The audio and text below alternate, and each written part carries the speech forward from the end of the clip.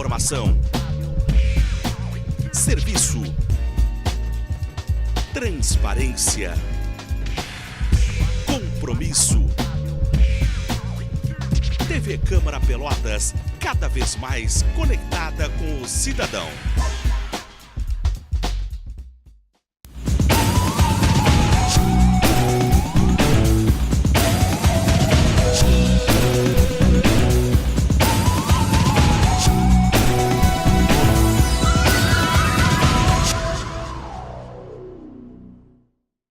O Jornal da Câmara de hoje é um pouquinho diferente, pois vamos trazer para você os principais fatos que marcaram o Legislativo esse ano. E como ela esteve comigo agora no finalzinho na apresentação do jornal, a Jéssica vai mostrar também o que rolou aqui na Câmara em 2014. Jéssica, foi um ano difícil, né? Isso mesmo, Cris. Foram muitas atividades que movimentaram o Legislativo, né? E começaram no início do ano já. Foi bem complicado, um grande impasse na festa de Iemanjá. Foram discussões, os umbandistas estiveram na casa pedindo apoio da Câmara, dos vereadores, porque a área não estava liberada, né? E isso se prolongou até os últimos momentos, mas a festa aconteceu, né, Jéssica? Então nós vamos conferir na matéria como que foi esta festa depois dos inúmeros impasses. A celebração à Rainha das Águas simboliza a fé daqueles que acreditam nas graças de Iemanjá. Representa um momento de fé, de pedidos, né? De aberto para todo o ano. Esse ano é um ano difícil para todos nós, pelos orixás que vem regendo. Então a gente vem pedir para a mãezinha, para que ela venha abrir, para que ela venha lavar com as suas águas sagradas todas as coisas ruins e trazer todas as coisas boas para a gente. Não só como político, como representante da sociedade, né, que participa do parlamento, nós temos que valorizar a cultura do nosso povo, a sua fé, respeitá-la, né, e patrocinar também junto com eles momentos de alegria, professar nossa fé, né, agradecer pelo ano que passou e pedir novamente proteção, né, e as bênçãos para que o ano de 2014 seja um ano de felicidade, de paz e de muita prosperidade. De acordo com o presidente da Federação Sul-Rio-Grandense de Umbanda e Cultos Afro-Brasileiros, este ano os religiosos enfrentaram inúmeros transtornos para a realização da festividade. Infelizmente, os transtornos, a dificuldade que o Poder Executivo nos causou, fazendo a proibição dos acampamentos nessa área, que não tinha nem por que ser proibido, a dificuldade da infraestrutura da festa, né? As coisas que eles alegam que o banheiros químicos que a Federação vem a solicitar, não é verdade só para a festa. Isso é uma obrigação do poder público, do executivo, pôr os banheiros químicos para os veranistas, os usuários da praia do Balneário dos Prazeres. Isso aí, as dificuldades, o lado financeiro, nos dando uma miséria. Eram 5 horas da tarde e não tinha uma iluminação para os terreiros poder botar a luz para fazer os seus trabalhos. Proibiram os acampamentos, mas também proibiram o quê? O consumo de energia. Bom, pelo amor de Deus, que façam economia em outras coisas que estão sendo jogadas fora. No pronunciamento, Joab agradeceu o apoio dos vereadores e disse que sem eles, a festa poderia nem ter acontecido. O reconhecimento veio também através do público presente, que com uma salva de palmas homenageou as ações do Legislativo. É indiscutível o apoio, o vereador Marcola, o Ricardo, o Ornel, o Rafael Amarel, o Beto, outros vereadores que também participaram, que ajudaram, que apoiaram, que hoje não estavam aqui presentes, mas que também apoiaram. E não foram só os umbandistas, né, Jéssica, que prestaram suas homenagens à sua padroeira. Isso mesmo, os católicos também tiveram as suas devoções. Confira a matéria da Nossa Senhora dos Navegantes. As celebrações à padroeira dos pescadores já são tradição há mais de 80 anos na colônia Z3. E o vereador que representa a comunidade no Legislativo é um dos colaboradores para a realização das festividades. Cada vez mais a gente tem apreciado o aumento, o volume de pessoas em participar. Toda a orla, desde a colônia de pescadores E3 até o Pontal da Barra, fica repleto de fiéis, levando ali a sua mensagem, a sua fé em Nossa Senhora dos Navegantes. Jéssica, a reabertura de um patrimônio público aqui da cidade também gerou grandes discussões tanto na Câmara quanto na sociedade, né? Isso mesmo, foi a reabertura do mercado público e a principal reivindicação foi a redução do número de bancas. O secretário de Desenvolvimento Econômico e Turismo, Fernando Estima, já conversou com os parlamentares na Câmara sobre a situação atual do mercado público e garantiu que o Poder Municipal busca alternativas para que as pessoas façam novamente do mercado um ponto de referência para o comércio e turismo. Mas o que tem travado o desenvolvimento do mercado, certamente, como qualquer complexo comercial, tem que ter as suas âncoras. E as âncoras que vão dar força são os restaurantes, são os bares que vão dar mais vida no dia a dia do mercado e vão levar as pessoas para o mercado. Essas dependem da aprovação, sim, tá, do projeto onde eram aqueles banheiros públicos, tá, que passará a ser a casa de gás. Enquanto isso, os comerciantes enfrentam enormes dificuldades no mercado. Pessoas como Dona Rosa, que há pouco mais de um mês abriu uma lancheria e já se arrependeu. Não tem movimento, está tudo parado. Não estamos conseguindo vender nada. Não tem atrativo no mercado, está totalmente parado. Antes tinha atrativos, tinha variedades, bolsas, sapato, açougue, restaurante, lancheria. Coisas que do dia a dia a gente precisa, a gente vinha aqui e achava. Então esse mercado estava sempre em movimento, porque tinha aquilo que a gente precisava, que a gente buscava. Os comerciantes entendem que uma maior variedade de produtos oferecidos pelas bancas vão atrair as pessoas. Hoje são comercializados basicamente vinhos, grãos, artesanato, produtos integrais e doces. Surgiram bancas interessadas em livraria, surgiram bancas interessadas em lotéricas, outras pessoas acham as bancas pequenas querem 2 bancas e eles não permitem 2 bancas. E aí a gente consegue as pessoas interessadas, chega na prefeitura, ao GP, que é um órgão lá que analisa a documentação, trava e também às vezes trava na procuradoria porque eles entendem que tem um mix de atividades que saiu no edital que não está dentro daquele mix. Com o baixo movimento, os comerciantes têm dificuldade até para pagar o aluguel do espaço. Mas eles ainda acreditam que as vendas vão aumentar no futuro. Só depende, assim, como é que eu vou te dizer, criar algumas coisas, algumas maneiras de atrair o público para dentro do mercado. E servidores de uma categoria estiveram muito presentes aqui na casa, né, Cris, pedindo o apoio dos parlamentares. Com certeza, Jéssica, foram os servidores do SANEP, né, que estavam pedindo reajuste salarial, o aumento de salário, que muitos ganhavam abaixo até do salário mínimo, e por isso vieram muitas vezes aqui na casa, pediu apoio, pediu ajuda, interlocução junto com o executivo, mas foi um impasse de mais de 2 meses de greve que também trouxe prejuízos para a população, né? E nós vamos conferir o início desse impasse na matéria. Os vereadores se manifestaram na tribuna e salientaram a importância da luta salarial do funcionalismo público. E como prova do reconhecimento, com apenas 1 voto contrário e 18 a favor, foi aprovada a solicitação da categoria. O trancamento de pauta é muito comum quando a gente quer ajudar uma categoria, né? Então a gente estabelece um prazo. Enquanto a categoria não for minimamente atendida, a gente não vota aqueles projetos de interesse da prefeitura. Isso se faz na Assembleia Legislativa, se faz no Congresso Nacional, todos os partidos fazem. É uma forma de ajudar e pressionar a prefeitura para que atenda logo a reivindicação que todos os vereadores consideram justa. Durante seu pronunciamento, o representante dos servidores destacou que outra questão preocupante é a possível privatização da autarquia. Nós defendemos a nossa água pública, a nossa autarquia pública, né, e tentamos mostrar à comunidade que o trabalhador do SANEP, ele não é culpado pela situação em que o SANEP se encontra e que as más administrações que têm sido feitas na nossa autarquia estão nos deixando nessa situação, né, onde vendem equipamentos em leilões, né, foram vendidos 5 retroescavadeiras em leilão e não foi comprada nenhuma nos últimos 12 anos.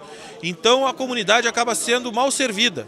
Isso é uma clareza de que eles estão tentando privatizar a autarquia. E não foram só os funcionários do SANEP que reivindicaram seus direitos, né, e suas solicitações para a população e para o executivo. Quem também esteve nesses protestos, mas de uma forma mais reduzida, quem foi, Jéssica? Foram os servidores do SIMP, né, Cris? Todos os municipários, né? Todos os municipários estiveram presentes aqui na casa também. E além da paralisação das atividades, também foram realizados diversos protestos, né? Vamos dar uma conferida, então, na matéria. Os representantes do SIMP subiram na tribuna e destacaram que a luta da categoria é por melhorias no salário, que hoje muitos servidores recebem abaixo do mínimo nacional. E também salientaram as condições precárias de trabalho, onde foi citada a falta de agulhas, vacinas, medicamentos nas unidades básicas de saúde e a situação das aulas em containers. Na oportunidade, foi relatado que os trabalhadores estão sendo intimidados pelo executivo por causa do movimento de greve. A ameaça do corte do ponto, as ameaças que a gente está sofrendo, aonde se chama chefias dos setores para dizer que vão tirar licença-prêmio de trabalhador, não é que vão punir os grevistas, que vão cortar ponto, não é simplesmente para quê? Para desmobilizar os trabalhadores na sua luta justa e no seu direito legítimo de se mobilizar através de sua greve com as suas pautas de reivindicações. E o Legislativo e a TV Câmara estiveram na maior festa do doce do Brasil e nos meses de maio e junho, né, Jéssica? Tu conhece muito bem essa feira. Isso mesmo, Cris. Então, a TV Câmara participou, né, de perto das atividades realizadas pela FenaDoce e agora a gente pode acompanhar um pouquinho desse trabalho. Foram 18 dias da 22ª edição da FenaDoce. Muita gente de dentro e de fora do estado passou para prestigiar o evento. Só discussões, foram registrados 342 ônibus de diversas localidades.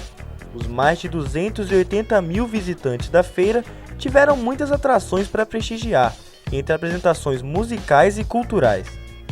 Além disso, puderam visitar estandes de artesanato, serviços e educação, mas nenhuma dessas conseguiu ofuscar a verdadeira estrela do evento, o doce. Apesar da Copa do Mundo e das obras de duplicação da BR-116, os números do evento foram considerados satisfatórios. Segundo o balanço parcial divulgado pela comissão organizadora do evento, a edição desse ano movimentou mais de 20 milhões de reais e foram comercializados mais de 2 milhões de doces. O Poder Legislativo esteve presente durante os 18 dias da FenaDoce, com o objetivo de ser mais democrático e estar próximo da população. A Casa do Povo foi representada pelos vereadores Marcos Cunha e Ricardo Santos, do PDT, Edemar Bartz e Anderson Garcia, do PTB, Marcos Ferreira Marcola, Beto Z13 e Tenente Bruno, do PT, Antônio Pérez Toninho e Vitor Palladini, do PSB, Salvador Ribeiro, do PMDB, Rafael Amaral e Roger Ney, do PP, e o presidente da Casa, Ademar Ornel, e Edmar Campos, da bancada do DEM.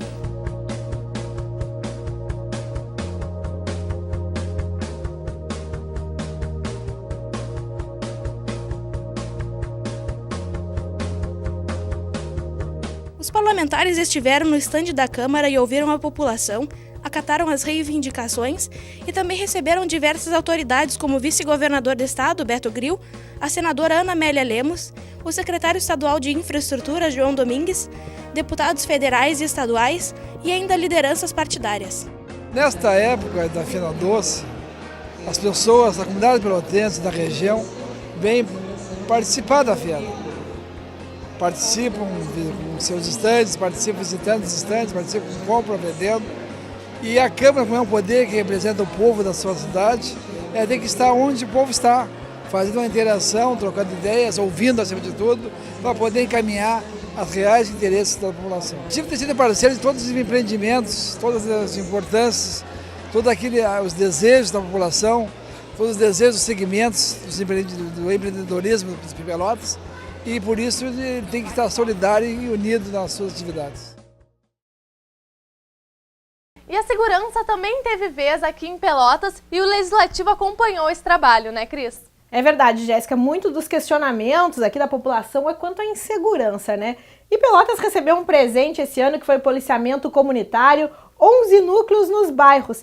E o Legislativo participou desse ato e nós vamos acompanhar como que foi essa chegada dessas viaturas e desses núcleos de policiamento. A luta pela vinda das patrulhas iniciou no início de 2013, com a solicitação de implantação junto ao governo estadual e municipal, feita pelo vereador Tenente Bruno. A Câmara votou o projeto em tempo recorde e, após um ano, o que era sonho se tornou realidade.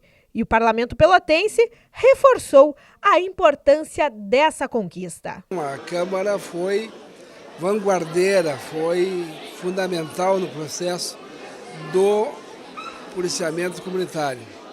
Numa ação forte dos vereadores, especialmente do Tenente Bruno, no sentido de participar fortemente junto ao governo do Estado para que destinasse para a Zona Sul, para Pelotas, 11 viaturas e 44 policiais militares para prestarem serviços no policiamento comunitário. Então eu diria que a ação da Câmara ela foi uma ação de vanguarda, uma ação dianteira, uma ação que realmente efetivou a policiamento comunitário. Então eu acho que todos os vereadores estão de parabéns. A gente ajudou, né, participou para que aquilo que era um sonho lá em 2012, hoje fosse uma realidade.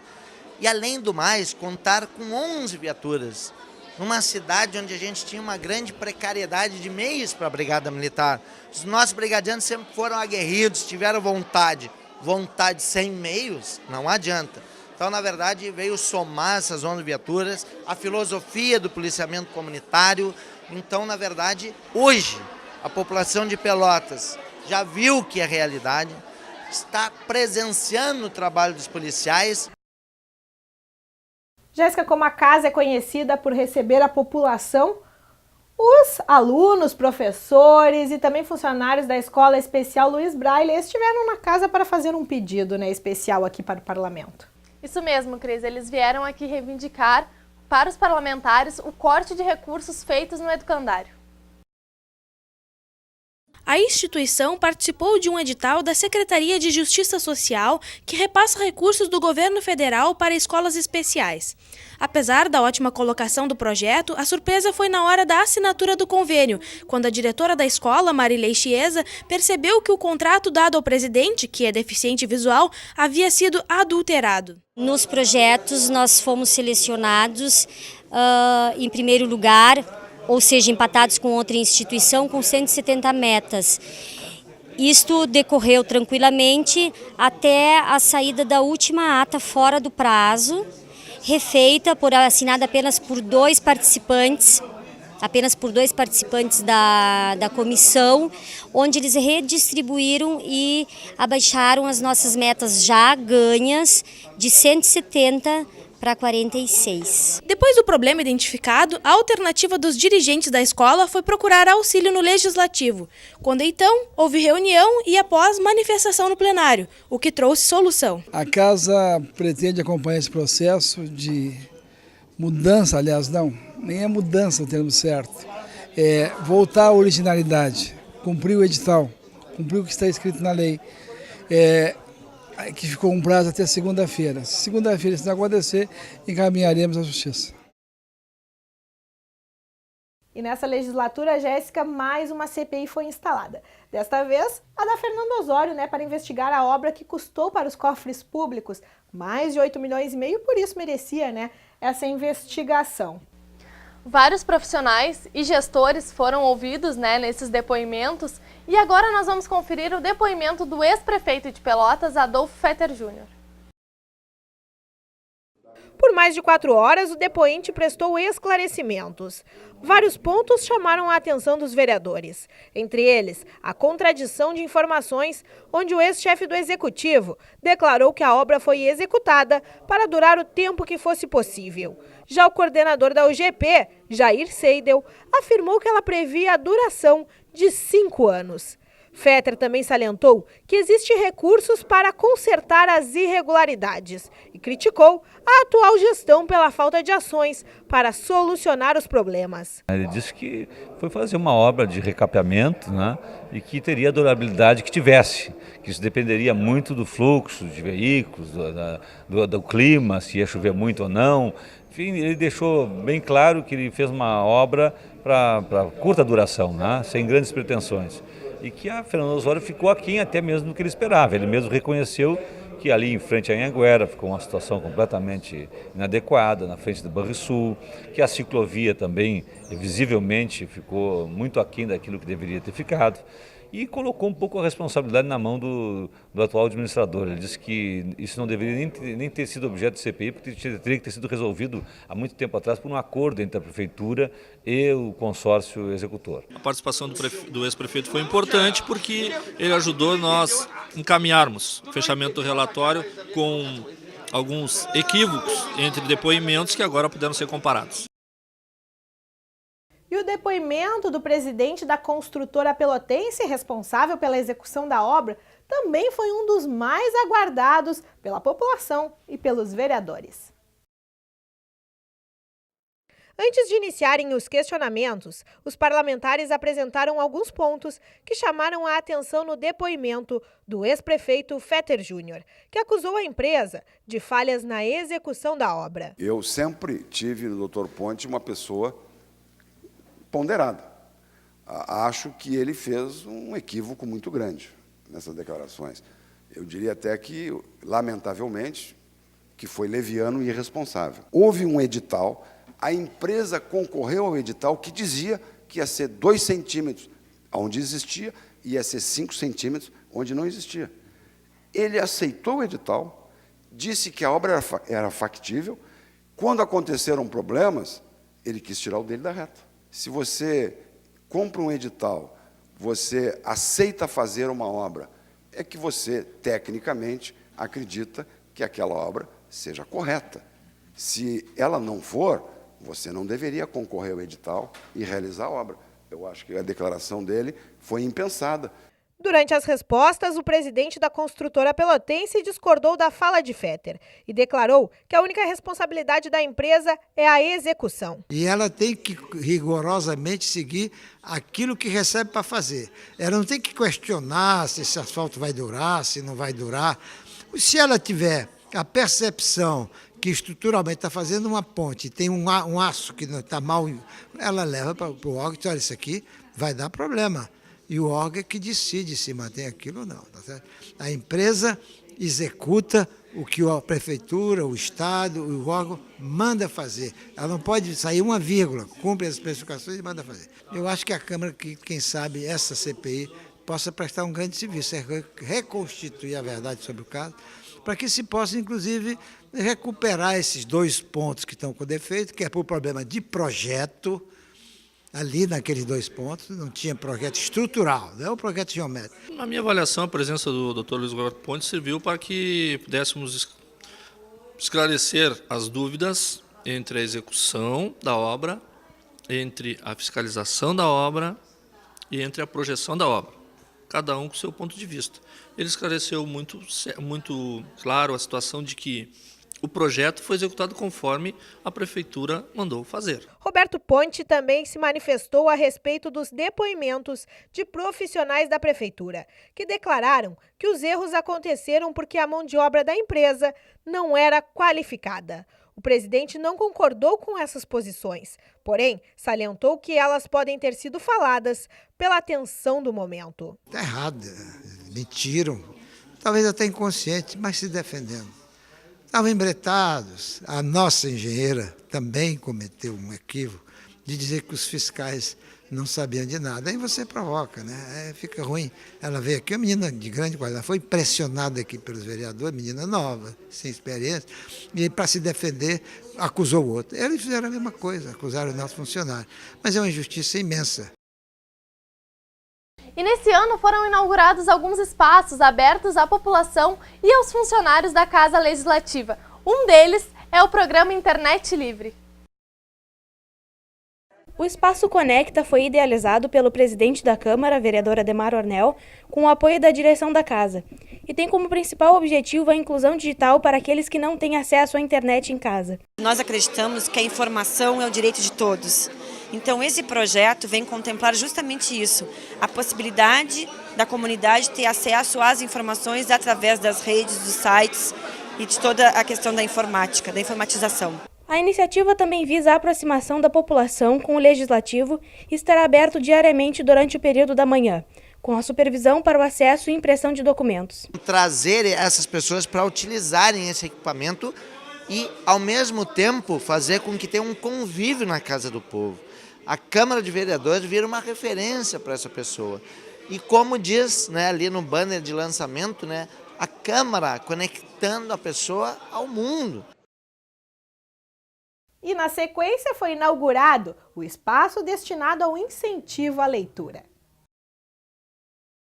O Espaço Literatura foi idealizado pelo presidente da Casa, vereador Ademar Ornel, em parceria com a direção, e tem como objetivo democratizar o conhecimento através de intercâmbios de livros. E sendo o Poder Legislativo representante do povo real, legítimo, nós vamos propiciar que a Casa da Câmara esteja um espaço onde as pessoas podem vir aqui, pegar o seu livro, levar a ler, deixar outro, trocar. Isso é importante, porque as pessoas vão ter acesso à leitura. Isso é o que nós queremos, que as pessoas possam ler e quem não puder comprar livro, tem aqui o seu livro vai ser emprestado. Os livros já estão disponíveis para as pessoas que quiserem vir até a Casa Legislativa para conferir o acervo e realizar a troca. Nós queremos aqui agradecer o povo da nossa cidade, ter a oportunidade de estar representando o povo aqui, convidar a população que é a dona da Casa do Povo, que venha prestigiar aqui, fazer um bom espaço da leitura, que a Câmara inaugura hoje e vai servir para conhecimento. E é importante que o Parlamento, que é a Casa do Povo, né, consiga, em ações desse tipo, trazer a comunidade aqui para dentro e principalmente com um tema tão importante que se refere à leitura e à educação. E a lei que alterou o horário bancário aqui em Pelotas, né, criada por um vereador aqui do Parlamento, foi sancionada, né, Jéssica? Isso mesmo, Cris, mas gerou muita discussão entre os parlamentares e também com a população. Confira na matéria. Representantes dos lojistas e dos bancários lotaram o plenário da casa e mais uma vez o impasse aconteceu em relação à lei aprovada pelo Legislativo que fixou o horário das 10 da manhã até as 3 da tarde. As duas categorias apresentaram seus argumentos aos parlamentares, mas as posições seguiram divergentes. Esperamos que possa ter assim dado mais subsídio para os vereadores decidirem sobre o futuro do horário. Eu espero que essas 3 horas e em alguns momentos com um pouco de desgaste, tenha servido para elucidar o voto e os vereadores poderem votar com maior clareza e com maior desprendimento. Então nós estamos bem tranquilos, assim, porque agora hoje foi aprofundado o debate, né? Então não tem mais aquela a desculpa de que não foram ouvidos. Não, ficou bem claro, eu acho, para a população o que está sendo debatido. Com debate acirrado entre parlamentares e representantes das categorias, o projeto foi submetido à votação na casa na manhã de hoje. Os parlamentares seguiram com a lei de autoria do vereador Ivan Duarte, que fixa o horário dos bancos das 10 às 15 horas. Vereador, depois de muita discussão, né, audiência pública, ouvindo os dois lados, como o senhor vê esse resultado, a mudança de alguns parlamentares e agora o benefício para os bancos também e para a população? Na verdade, a Câmara manteve a coerência, né, porque tinha votado há um mês atrás uma lei, né, e não pode. Assim que ela virar lei, chega um setor contrariado aqui e diz, olha, eu quero que vocês troquem agora. Imagina se nós tivéssemos voltado e daqui a um mês eu viesse de não, mas eu quero agora outro horário. Daqui a um outro mês viria outro vereador. Então, para não criar esse precedente, a Câmara manteve a coerência. E o contrato com a Falcone esteve durante o ano inteiro presente aqui nas pautas do Legislativo. Com certeza, Jéssica, foram audiências, encaminhamentos, discussões. Inclusive, os vereadores foram ao Ministério Público denunciar e encaminhar a suspensão, que resultou no que eles queriam, no que eles tinham pedido, a suspensão do contrato. Vamos conferir como que foi esse processo. O investimento de mais de 2 milhões preocupou o Legislativo, que promoveu uma audiência pública para debater a polêmica. O encontro contou com a presença de representantes do Executivo, da empresa Falcone e de mestres e doutores em educação, onde foi salientado por professores e vereadores que a dispensa de licitação para esse caso era ilegal. Um documento foi encaminhado para o Ministério Público pelos vereadores Marcos Ferreira e Marcos Cunha. O promotor Jaime Chatiquim reconheceu as irregularidades apontadas e, em entrevista para veículos de comunicação, relatou que o órgão entrou com uma ação que pede o cancelamento do contrato entre o Executivo e o Grupo Falcone. Para aqueles que colaboraram com as investigações, a sensação é de dever cumprido. O próprio promotor, ele colheu esses argumentos e ele mesmo, na sua inicial da ação civil pública proposta, ele diz exatamente isso, que os vereadores, a comunidade acadêmica tinham sido contrários a essa consultoria porque não preenche os requisitos para que não seja feita a licitação. Tem que fazer licitação, essa é a regra, o poder público tem que fazer licitação, não pode afastar, só excepcionalmente poderia. Não é o caso, por quê? Porque não há notório saber, nessa área específica, só 2% da consultoria da Falconi, praticada no país inteiro, é destinada à área do ensino e mesmo assim não para a recuperação dos índices de DEP, não aparece nada sobre isso. Além da audiência pública, o contrato também gerou diversas manifestações dos parlamentares, durante algumas sessões ordinárias. Os vereadores questionaram os motivos da contratação de uma empresa para prestar consultoria, já que existem vários problemas na educação que ainda não foram solucionados pela falta de recursos, como o pagamento do piso do magistério, a construção de salas de aula e obras de melhorias nas escolas. Durante a sessão plenária de hoje, Anselmo Rodrigues, Marcos Cunha e Marcola retornaram a falar sobre o assunto, onde abordaram a importância da fiscalização do Legislativo. Os parlamentares também elogiaram a posição do Ministério Público e frisaram que vão continuar acompanhando o caso. Desde o início foi nós que fizemos a primeira denúncia que esse contrato apresentava irregularidades e que era um contrato batizado para o prefeito pagar a conta daquele outra consultoria que foi contratada. Por isso, mais do que justo, nós esperamos agora que o juiz da 4ª Vara Civil possa acolher o pedido do Ministério Público e suspenda esse contrato absurdo que foi celebrado na nossa cidade. E Jéssica, a falta de manutenção e de estrutura da cidade foram reclamações constantes aqui no parlamento, né? Isso mesmo, inclusive moradores do residencial Eldorado fizeram alguns protestos e pediram o apoio da Casa Legislativa. Lotaram em audiência pública, inclusive, né? Isso mesmo, vamos dar uma conferida.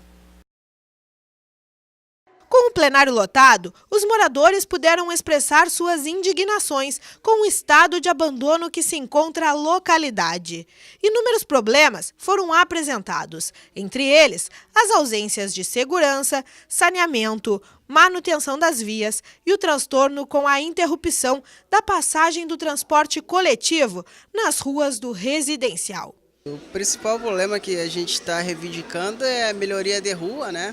Que o ônibus volte a entrar no nosso residencial, que a creche, enfim, fique pronto, tá? E era isso aí, que o pessoal realmente coopere, né, para que os nossos problemas sejam resolvidos. Mais o esgoto, né, que o nosso esgoto lá tá aberto, a céu aberto. Quando chove, alaga tudo. Aí não tem o que fazer, o pessoal tem que meter o pé no barro mesmo. E o mau cheiro também. E o mau cheiro é insuportável. Ainda mais quando enche e aí começa a transbordar tudo. Outro ponto que chamou a atenção foi a questão da suspensão dos atendimentos médicos na unidade básica que fica mais próxima das moradias. Antigamente a gente era atendido ali no postinho do Kaique, agora eles nos informaram que a gente não pode mais ser atendido ali. Foi deslocado por uma outra região, né, onde ficou mais longe, o deslocamento ficou ruim para o pessoal e fica difícil. E o Residencial Eldorado faz parte do programa Minha Casa Minha Vida, que também esteve presente nos debates aqui no parlamento. Com certeza, Jéssica. Olha, Minha Casa Minha Vida faz parte sempre das discussões. E não é só referente à falta de manutenção. Moradores de diversos residenciais, né, aqui de Pelotas, do programa, estiveram na casa e fizeram um grande debate e grandes protestos referentes ao cadastro no programa, quem são as pessoas contempladas ou não. E nós vamos poder conferir na matéria. Com o plenário completamente lotado, os vereadores e a população puderam expor todos os problemas e insatisfações a respeito do programa em Pelotas. Dentre as principais reclamações estão a falta de fiscalização, residências que estão vazias, sem chamarem novos moradores, casas que estão sendo vendidas e alugadas e também a forma de seleção dos contemplados. Eu acho que o grande ponto foi a confirmação das denúncias que chegam diariamente nesta casa. Eu acho que esta noite teve um grande debate, Quero parabenizar a secretária que veio para um debate, discutiu, se manteve, atende o povo, está atendendo o povo. Pessoas que ocupam sem necessidade. Mas mais do que isso, esse é um grande número de apartamentos vazios e moradias vazias, já há mais de ano, outros à venda. Isso demonstra o quê? Que não havia necessidade dessas pessoas ser sorteadas, porque até hoje não ocuparam os imóveis. Vejam vocês que isso é uma prova de que que a seleção foi mal encaminhada. Já teve denúncias de gente lá do Fragata, que tem casa na praia, tem ar-condicionado em todos os cômodos da casa, trocam, tiram do nome para conseguir, depois botam de novo, porque ninguém fiscaliza. Eu acho assim, eles cobram da gente denunciar. Mas vai a gente saber se é um traficante, se é um assaltante, se é um ladrão, o que é. Esse ano o Legislativo e a TV Câmara foram parceiros de uma iniciativa do Rotary Clube Pelotas, que visa a prevenção ao uso de drogas. O pedido partiu do vereador Rafael Amaral junto com o Rotary para que a TV fizesse o documentário ser distribuído para os clubes do Rotary de todo o país e para as escolas. Esse parlamento, desde o início que nós entramos aqui, eu falei que esse parlamento vai fazer história, né? E hoje está fazendo. Esse vídeo é elaborado pelos profissionais da TV Câmara, o qual o senhor também é ator desse vídeo, vai para o Brasil inteiro através dos rotarianos, né? Então, quer dizer, esse vídeo vai ser conhecido no Brasil inteiro, produzido aqui em Pelotas, mostrando a realidade das drogas, que na verdade é no Brasil inteiro. O que acontece aqui é no Brasil inteiro, né? Mas nós queremos levar esses vídeos para a rede escolar, tanto municipal quanto estadual, para as crianças poderem ter acesso, né? São 30 minutos ali de explicações, né, reais do que são as drogas na vida das pessoas e das famílias. Com certeza, se através desse vídeo salvarmos uma vida, com certeza a gente fez mais que qualquer um fez. O intuito dessa obra é proporcionar uma visão crítica sobre o uso de drogas e do álcool, informando sobre os malefícios e desdobramentos da utilização de entorpecentes. E que esse vídeo, para nós, agora ele vai para o YouTube, né? E ele vai ser passado para todo o Brasil pelos clubes de serviço que nós somos. Nós somos aproximadamente 1.000 e poucos clubes, com aproximadamente em torno de 25 a 30 mil rotarianos, né? E isso aí vai ser divulgado em cada clube, né? E também vai ficar na internet, no YouTube. Então essa é a nossa ideia, nós estamos assim, até o dia 30, enviando isso aí para a revista Brasil Rotário, aonde será ela que fará a distribuição, né, desse material e ficará entre todos os rotarianos do Brasil inteiro. Então, realmente, a dimensão, a gente não sabe ainda onde, a que ponto, até quando nós vamos chegar, mas eu acredito que vai ser um trabalho bem grande. O vídeo Drogas, o caminho para o abismo, foi apresentado para os representantes do Rotary e vereadores que estavam presentes no ato. E Jéssica, o canal Legislativo, a nossa TV Câmara, trouxe uma novidade esse ano. Pela primeira vez, transmitiu ao vivo as eleições 2014. Isso mesmo, foram mais de 15 horas de cobertura que envolveu toda a equipe da TV Câmara para levar o melhor aos nossos telespectadores. A eleição iniciou às 8 horas da manhã de domingo. Como sempre, os principais colégios eleitorais amanheceram tomados de materiais de campanha de vários candidatos, que se espalharam pelas ruas devido ao forte vento que durou praticamente o dia inteiro de eleição. Logo cedo, várias pessoas já chegavam nas sessões eleitorais, inclusive idosos acima de 70 anos, que de acordo com a legislação não são mais obrigados a votar, mas fizeram questão de aproveitar o momento de maior poder da população para decidir o futuro do país. Olha, eu acho muito importante porque isso aí é uma afirmação de cidadania, né? Então nós temos que votar, porque assim nós estamos participando do processo eleitoral e, consequentemente, nos próprios destinos do nosso país, que nós queremos que melhore muito. Vamos ver se realmente vai acontecer. A votação foi tranquila na parte da manhã. O movimento só se intensificou à tarde, gerando algumas filas, mas sem grandes incidentes. Somente um caso de boca de urna mais grave foi registrado, conforme nos conta o promotor de justiça. Verificações, a Brigada fez várias verificações de manhã e a maior parte não se confirmou, outras bastou uma intervenção simples e foi resolvido o problema. Houve apenas o registro efetivo de um termo circunstanciado, que foi uma abordagem foi feita no CIEP do Fragata, em que a pessoa que estava fazendo boca de urna foi conduzida até aqui, feito o registro. E isso vai gerar um procedimento depois da Justiça Eleitoral. A votação foi considerada um sucesso de acordo com o juiz eleitoral, pois menos de 0,5% das urnas apresentaram algum problema. A avaliação da eleição é absolutamente positiva, tivemos um dia muito tranquilo, nenhuma intercorrência, substituímos 2 ou 3 urnas eletrônicas que deram algum problema, foram imediatamente substituídas. Então foi um dia de muita tranquilidade, um dia de festa e um dia de exemplo de cidadania. Após encerrada a votação, os presidentes de mesa, juntamente com os fiscais, se dirigiram aos locais organizados pelo TRE para o recebimento dos registros da eleição, juntamente com os extratos que comprovam os votos computados em cada urna. A gente recebe todos os documentos que foram utilizados durante a votação e o principal é a mídia de resultado, que nada mais é do que uma pendrive onde estão gravados todos os votos. E essa pendrive é recebida pelo local de apuração e a gente remete em malotes para o local onde é feita a transmissão para Brasília. Desde o primeiro momento da apuração, contrariando o que apontavam todas as pesquisas, o candidato ao governo do estado, Ivo Sartori, do PMDB, aparecia na liderança e foi abrindo uma grande vantagem sobre o atual governador Tarso Genro, do PT. Resultado este que confirmou a presença do ex-prefeito de Caxias no segundo turno, antes mesmo do final da apuração. Em Pelotas, somente a deputada Miriam Marrone, do PT, foi eleita. E até a apuração dos 98% das urnas, nenhum candidato a deputado federal de Pelotas era eleito. Só aos 99% da apuração apareceu Fernando Marrone, do PT, que ainda teve que aguardar o encerramento da totalização dos votos por volta das 22 horas para poder comemorar. E no segundo turno, a proposta continuou.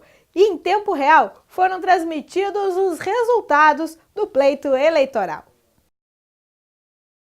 A manhã de votação em Pelotas foi diferente do primeiro turno em diversos aspectos. O lixo eleitoral é um deles. No primeiro turno das eleições, nós pudemos observar muito lixo eleitoral em todos os colégios da cidade. Já agora, no segundo, parece que os candidatos estão obedecendo à legislação que diz que é proibido qualquer tipo de manifestação que não seja individual. A movimentação neste domingo também foi diferente em relação ao dia 5 de outubro, quando a maior participação dos votantes foi à tarde. Normalmente, acordar cedo é motivo de reclamação, ainda mais no domingo. Mas no dia das eleições é diferente. Aqui no CIEP, a movimentação está intensa e muita gente já veio votar. O grande fluxo também não foi somente para a votação. As justificativas levaram um grande número de eleitores aos colégios eleitorais. Em um dos maiores colégios eleitorais de Pelotas, o Colégio Pelotense, durante a tarde a movimentação foi intensa, não só para a votação, mas também para a justificativa de votos. No primeiro turno deste pleito, foram registrados pelo menos 3.000 justificativas. Por Pelotas ser uma cidade universitária, este número é considerado relativamente normal. Mas não são somente os estudantes. Pessoas que não podem estar no local de votação cumprem também com o que prevê a legislação eleitoral. É porque eu morei muitos anos em Caxias do Sul e não consegui trazer o título para cá, né? Trazer para me votar, mas graças a Deus agora eu posso justificar, né? Importante é justificar, né? Acho que todo brasileiro, né? Acho que ele tem que cumprir o seu dever, né? O número total registrado no segundo turno só vai ser contabilizado ao final da votação. Durante o turno da manhã, nossa equipe também conversou com o promotor de justiça, Paulo Roberto Charqueiro, que afirmou não haver crimes eleitorais até o momento. E durante a tarde também não houve qualquer tipo de registro. Aqui na Promotoria de Justiça de Pelotas, o doutor Paulo Roberto Charqueiro vai falar para nós sobre alguma intervenção, se houve alguma coisa. Então, doutor, teve alguma intervenção digna de... Não, tanto no primeiro turno como nesse segundo turno, não se registrou qualquer irregularidade. A promotoria não recebeu qualquer denúncia, seja de boca de urna, ou seja de qualquer manifestação que pudesse interferir na livre manifestação de vontade do eleitor. Então, tal qual o primeiro turno, não se registrou qualquer ocorrência de irregularidade. Antes mesmo de encerrar a votação, já há um grande fluxo de veículos sentido centro-praia. Parece que o pessoal se programou para votar mais cedo e poder aproveitar este belo domingo de sol. Quanto à votação, muitos eleitores mudaram a intenção de voto comparado ao primeiro turno. Francisco, o teu candidato no primeiro turno passou para o segundo turno? Passou, sim. Passou. Tá, e no segundo turno tu mantivesse o mesmo voto ou não? Não. Vou mudar. Por quê? Porque até por questão de apoio do partido, no caso do candidato que eu votei, é contra, no caso, o candidato para presidente, então eu mudei. E o shopping popular retornou a ser tema de discussão aqui na casa. Em 2013 já tinha acontecido e em 2014 não foi diferente, né, Jéssica? Isso mesmo, permissionários e responsáveis pelo Pop Center estiveram na casa para debater os problemas apresentados no local. Com o plenário lotado, permissionários e parlamentares demonstraram indignação com as situações enfrentadas no shopping popular. As manifestações principais foram referentes às formas de tratamento e o custo dos aluguéis, perante a ausência de retorno dos benefícios que foram acordados. O aluguel abusivo que nós estamos pagando ali, tem camelôs que estão quebrados, nós estamos fazendo serviço fora ali para manter, nós estamos com medo de perder o nosso espaço, então nós estamos mantendo um aluguel, fazendo serviços paralelos, né? Ali tem famílias, a maioria ali é gente trabalhadora, é gente de bem, e a empresa ela é inflexível, ela não nos atende, ela não atende a nossa demanda, né?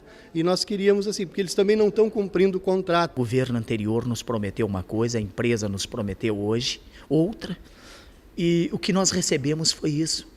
Foi uma empresa que só pensa em lucro, lucro, lucro, e não pensa no social. Não sei qual a finalidade da empresa, qual o projeto do governo anterior. Não tem ventilação.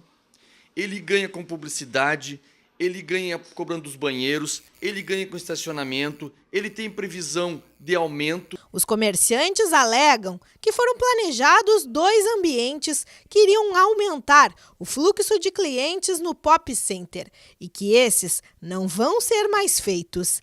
Além disso, o espaço que estava destinado a essas obras vai abrigar novas bancas, situação que incomoda os permissionários por conta da concorrência. A lotérica ali, que serviria assim como um atrativo, um fluxo maior de pessoas, tá? Isso é um ponto que está no contrato, não foi cumprido. O restaurante, que eles colocaram um valor inacessível para qualquer empresário, R$15 mil, né? Que isso é inacessível, então o que eles queriam, na verdade, não era fazer um restaurante, era garantir aquele espaço ali para conseguir, em vez de R$15 mil, 45, 60 mil reais, sublocando espaços ali dentro, que esta empresa está fazendo isso. Mostramos agora, quando chegou os módulos para colocar dentro do restaurante, que iria sair 40 lojas para empresários a R$3 mil o aluguel, porque ali a finalidade é shopping popular e não empresários de estrutura estar lá dentro. Para piorar, o empresário agora quer repartir o espaço onde seria o restaurante para mais bancas de camelô. E o Carnaval de 2014 apresentou alguns problemas, né, Cris, que foram debatidos durante o ano inteiro. Como que funcionou esse processo aí? Com certeza, Jéssica. Logo no início do ano, os vereadores estiveram na passarela do samba e conferiram diversas irregularidades que poderiam até impossibilitar o processo e a folia de 2014. Porém, o Carnaval aconteceu e agora, no final do ano, setembro, outubro, foi realizada uma audiência pública para discutir todos esses problemas de 2014 e planejar o Carnaval de 2015. Vamos conferir então na matéria. O objetivo do encontro foi apontar os problemas da Folia 2014 e saber como estão os preparativos para o evento em 2015. O ponto alto da discussão foi a festa deste ano, que, segundo o presidente da casa, ficou abaixo das edições anteriores. O questionamento é para que a gente não cometa em 2015 os mesmos erros que apequenou o Carnaval de 2014. Estamos fazendo uma revisão do Carnaval de 2014 para que 2015 tenha um Carnaval um pouco melhor. Comece a resgatar esse Carnaval que esse grupo que está organizando o Carnaval apequenou. Tive um Carnaval que trazia recursos na rede hoteleira, na rede de serviço. Nosso Carnaval de 2014 não trouxe um leito sequer na rede hoteleira. Diante dessa situação, o questionamento dos vereadores é por que os gastos com o evento não diminuíram. Nós vimos que diminuiu significativamente a estrutura, o número de peças de estrutura, ou seja, de lugares a serem vendidos, de 9 mil para 1.800, e os custos não só continuaram mesmo, aumentaram. Isso tem alguma coisa errada, tem uma coisa debaixo do tapete. Tem que levantar esse tapete para mostrar. E aí fico culpando os carnavalescos que se vivem do carnaval. Os carnavalescos receberam em torno de 10% do valor que foi destinado no orçamento total dos gastos de carnaval. Muito pouco em relação ao que eles fizeram. As possíveis irregularidades foram apontadas das mais diversas formas. Dentre os exemplos, os quase 20 mil gastos com a alimentação, aproximadamente 100 mil com a mídia e também a maneira como foi contratada a empresa de segurança. A segurança foi contratada uma empresa o dobro da segunda colocada, né, quase R$400 mil, R$398 mil, onde no qual essa empresa, parte do contrato, exigia que fosse vigilantes, né, e armados, né? Então encontramos lá segurança e muitos que não eram segurança. Além disso, no primeiro dia de trabalho, eu, o vereador Tenente Bruno, o vereador Max Ferreira Marcola, fomos fazer uma intervenção para ver o momento, né, do começo dos trabalhos da segurança, e encontramos um número bem menor de segurança do que o contrato exigia. E o ano está encerrando aqui com uma grande polêmica, né, Cris? E como se diz, muito grande, né, Jéssica? É a nova planta do IPTU. Logo que ela chegou na casa, já gerou discussões e uma grande polêmica entre os vereadores. Estiveram presentes no encontro parlamentares, comunidade, representantes do Executivo Municipal e o diretor da empresa Safra, que foi contratada para fazer o projeto. Nas manifestações, os responsáveis declararam que as novas alterações não vão trazer prejuízos para a população. O que pode se adiantar para a população é que muitos contribuintes que hoje já pagam um valor acima do que deve ser pago terão uma redução ou aumento muito pequeno de valor. Em compensação, aqueles imóveis, principalmente os terrenos que não são ocupados, que servem para especulação imobiliária, nesses imóveis sim, terá um acréscimo de IPTU, mas por estarem em regiões valorizadas e não cumprirem o objetivo de um terreno que é ser ocupado e não servir de especulação imobiliária. Porém, o proponente vereador Ricardo Santos relatou que o Legislativo ainda tem dúvidas sobre a nova planta e que, por isso, é fundamental a ampliação do debate. Avaliar bem essa planta, porque encontramos problemas nas plantas, né, locais onde existe o saneamento, existe a pavimentação, com valor bem menor, aonde não tem estrutura nenhuma, né? Bairros nobres da cidade pagando menos do que alguns locais da periferia. E depois de muitas discussões, a nova planta do IPTU foi aprovada em sessão extraordinária. Foram mais de 20 dias de discussões sobre o projeto, até a realização da sessão que começou no início da noite e durou quase 3 horas. Todos os vereadores se pronunciaram e justificaram o voto. No meio das manifestações, moradores do Minha Casa Minha Vida pediram um tempo para expressarem as reivindicações referentes à nova planta. Após realizada a conversa, a mesa diretora solicitou a isenção dos participantes do programa. O pedido foi aceito pelo Executivo Municipal. Em seguida, os parlamentares voltaram ao plenário para a votação. Por 13 votos a 8, a nova planta foi aprovada.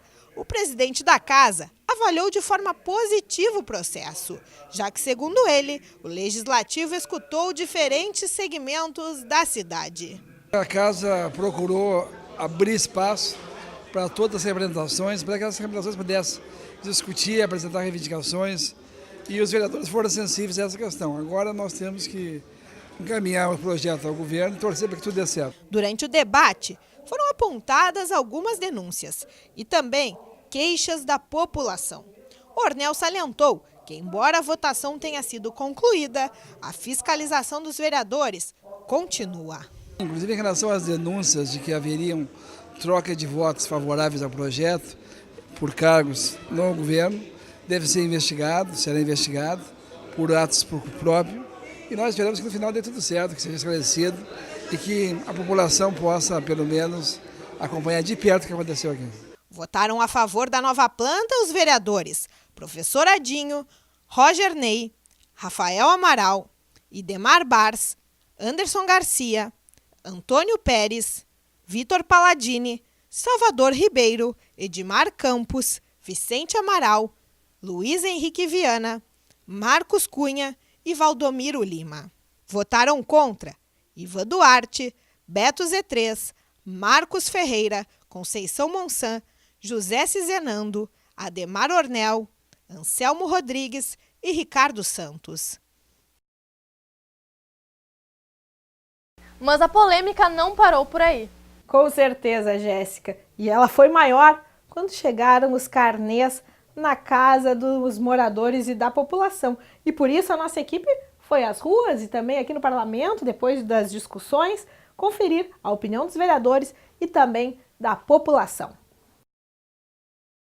Desde que o projeto de lei, que previa reajustes no valor do IPTU, chegou na Câmara, a polêmica tomou as ruas da cidade. Aprovada no último dia 29, a lei que alterou a planta genérica de valores se materializou essa semana, com a chegada dos carnês nas residências. Entre a população, a repercussão tem sido na grande parte negativa. Além dos novos valores, a incerteza de onde vão ser investidos os 33 milhões arrecadados a mais a partir do próximo ano tem gerado dúvidas na comunidade. Subiu e alguns subiram muito, outros até que estão razoáveis, mas a maioria subiu mais de 100%. Tem gente que vai pagar, que pagava 1.000 e pouco, 500 mil, vai pagar 2, 3 mil. Não existe. Como é uma taxa que tem que ser paga, mas deveria também ser investido naquilo que é necessário fazer. Acho muito importante, né? Pelo menos para manter, se tudo isso aí que bota para reajuste, conta de água, conta de lixo, IPTU, se é para manter a cidade limpa, principalmente as vilas, é muito importante. Mas até chegar lá é aí que a gente tem que ver. Se na maioria que recebeu a cobrança, a reação foi de surpresa, e em alguns casos revolta, a apreensão é o que sente aqueles que ainda aguardam os carnês. Estamos preocupados, né? Vamos ver se vai ser para melhorar, que eu acredito que não seja. No Legislativo, o cenário é o mesmo da votação. Para aqueles que votaram contra o projeto, a repercussão já era esperada. Eu vejo uma indignação em quase toda a cidade, né? Eu recebo pelas redes sociais, estou pedindo para me mandar o comparativo de 2014 e 2015, as pessoas estão mandando, tem aumentos assim absolutamente absurdos, impagáveis, né? E só que vai dar uma trabalheira para as pessoas agora tentarem arrumar isso, algumas se assustam, não sabem o que fazer, algumas pensavam em fazer negócio com a casa ou terreno e agora, por causa do valor muito alto, perdem esse negócio. Então, há uma série de coisas além do valor alto que indignam as pessoas. A repercussão foi negativa, pegou a população de forma surpresa. Primeiro, porque foi supervalorizado seus imóveis. Segundo, porque muitas isenções que foram retiradas e o governo interpreta mal a lei, ou lê mal a lei, que queria que as pessoas que pretendessem isenção fizessem isenção até setembro. Ora, se a lei foi aprovada em dezembro, como é que tu vai prever uma coisa que não existe ainda? Já entre os que votaram a favor, no total 13, o próximo passo agora é buscar junto ao Executivo soluções para as distorções identificadas. Estamos indo conversar com a Secretaria de Finanças e com o prefeito para as pessoas que são isentas, que já sejam contempladas com isenção a partir de agora, a partir do ano de 2015, não esperando que a isenção seja dada no ano de 2016. Não se deve falar em, mas aumentou tanto. E eu peço sempre, vamos ver o valor do imóvel, o valor venal que está sendo, né, ao qual está sendo atribuído o imposto. Ninguém disse que o seu imóvel valia menos do que o valor venal. Muito pelo contrário, a grande maioria das pessoas, o meu imóvel vale mais que isso. Que a lei possibilita a reavaliação se o valor estiver errado. Eu não vi ninguém ainda pedir reavaliação do seu imóvel. A Comissão de Saúde da Casa continuou com o seu trabalho de fiscalização, mas nesse ano apresentou uma nova proposta de trabalho. O presidente vereador Marcos Cunha, que conduziu os trabalhos no ano anterior, continuou na função em 2014 e levou uma proposta diferente para o grupo de trabalho. Desde fevereiro, nas segundas-feiras, a equipe se deslocou para diversas unidades básicas de saúde da cidade e realizou as reuniões nesses locais. Foram mais de 20 encontros descentralizados e dentre os problemas encontrados estão médicos que não cumprem horário, falta de estrutura, medicamentos e especialistas, além dos horários de funcionamento. As reclamações foram apresentadas para a secretária de Saúde e as denúncias mais graves encaminhadas ao Ministério Público. E os problemas e reclamações da população sempre tiveram espaço aqui no Jornal da Câmara, com os quadros Insegurança, Saúde na UTI e Cidade Reclama. Nossa equipe esteve em todos os bairros da cidade. Mesmo sendo localidades diferentes, as reclamações e preocupações sempre foram muito parecidas. Na saúde, os questionamentos eram por conta da falta de médicos e medicamentos nos postos. A ausência de segurança também foi apontada, mas as queixas maiores foram referentes à falta de atenção do poder público com a infraestrutura do município. Problemas com buracos, acúmulo de lixo, saneamento e iluminação ganharam espaço nas edições do jornal. Zona Norte, Fragata, Areal, Centro, Várzea, Laranjal, Colônia. Independente da região, os moradores puderam apresentar os transtornos enfrentados. E em 2015 não vai ser diferente. Estaremos dispostos a ouvir e mostrar todos os anseios da comunidade.